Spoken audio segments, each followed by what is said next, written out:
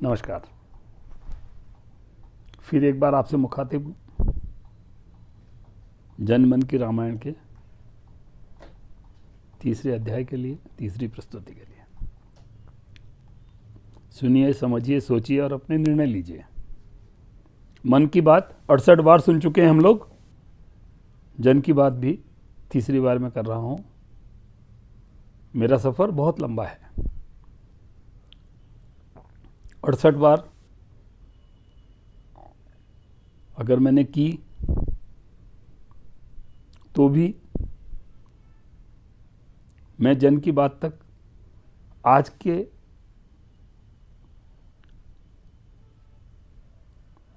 की संख्या तक पहुंच पाऊंगा।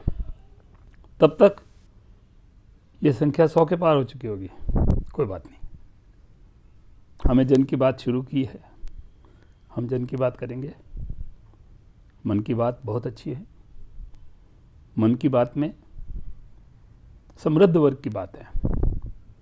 मन की बात में कुत्तों को, भारतीय नस्ल के कुत्तों को पालने की बात है।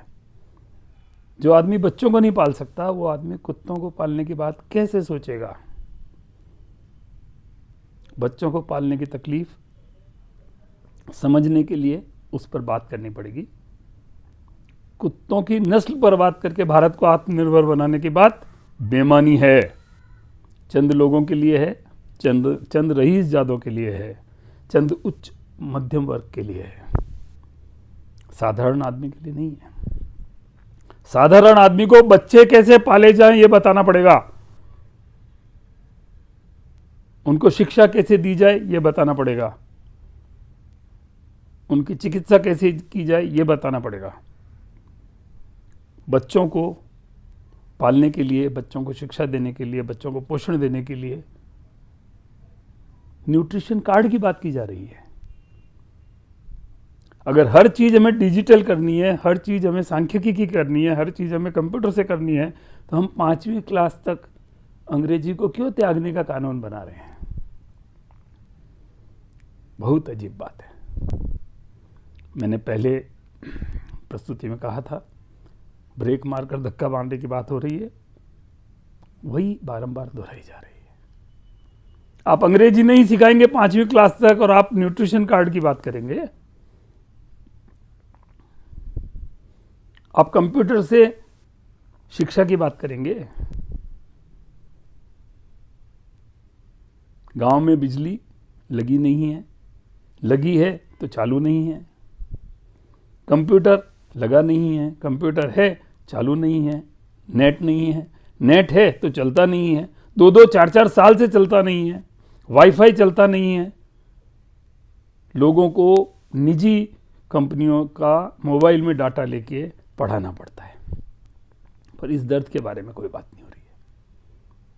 इसलिए जन की बात करने के लिए मैं आपसे मुखातिब हूँ।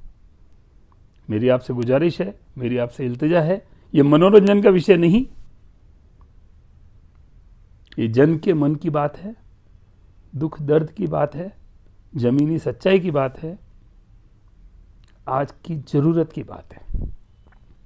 देश को पटरी पर लाने की बात है।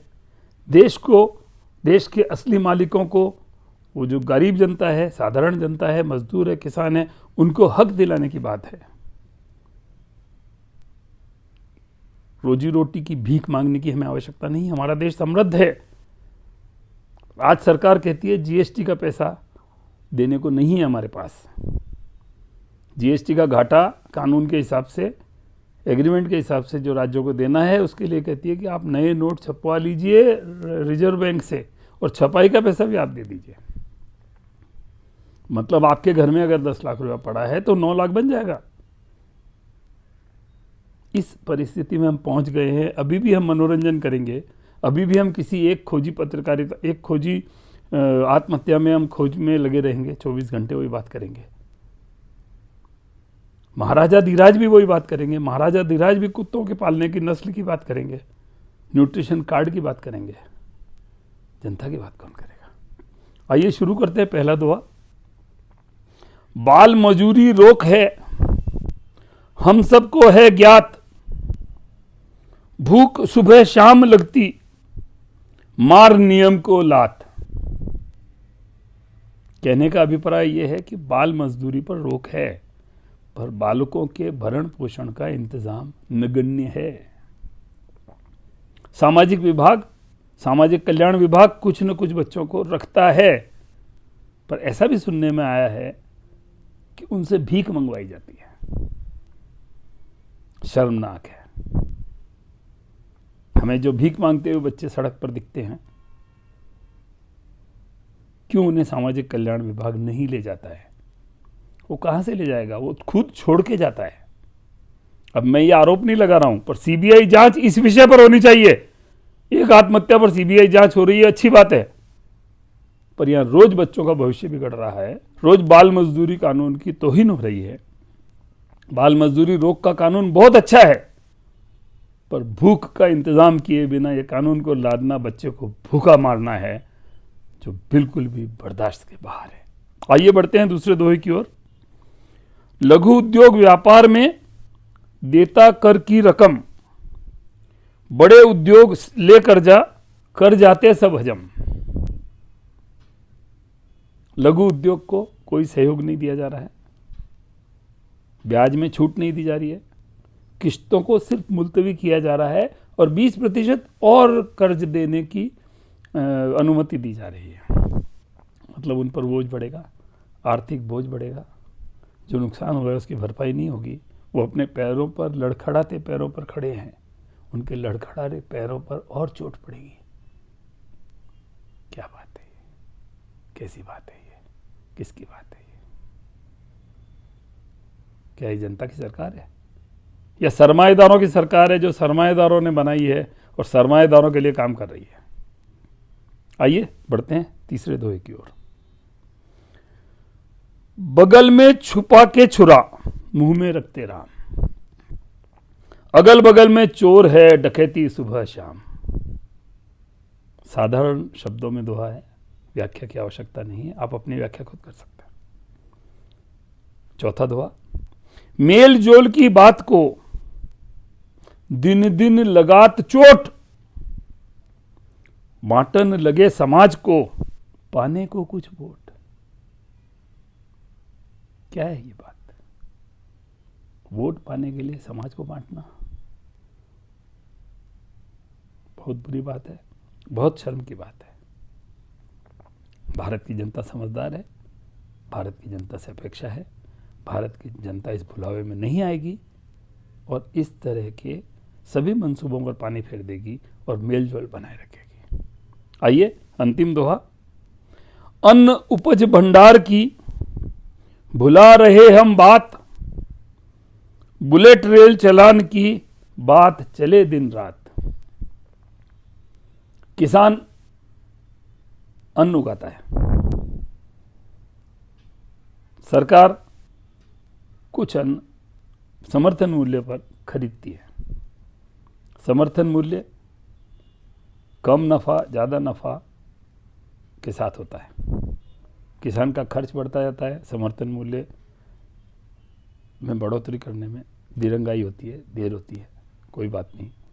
वो उगा हुआ अन्न जब हम लाते हैं, उसे भंडारण की व्यवस्था अपर्याप्त होने की वजह से लाखों टन अनाज सड़ा दिया जाता है, सड़ जाता है, खुले में रखा जाता है, तालपत्री में रखा जाता है। तालपत्री की क्वालिटी सही नहीं होती है, तालपत्री की गुणवत्ता सही नहीं होती है, तालपत्री की जांच में भ्रष्टाचार होता है। उसको पकड़ने के लिए जन लोकपाल के लिए हमने कानून बनाया हुआ है। उस जन लोकपाल की नियुक्ति का पता नहीं है, जन लोकपाल के दफ्तर का पता नहीं है, जन लोकपाल में शिकायत कैसे की जाए उसका कोई पता नहीं है, उसका कोई अता नहीं है।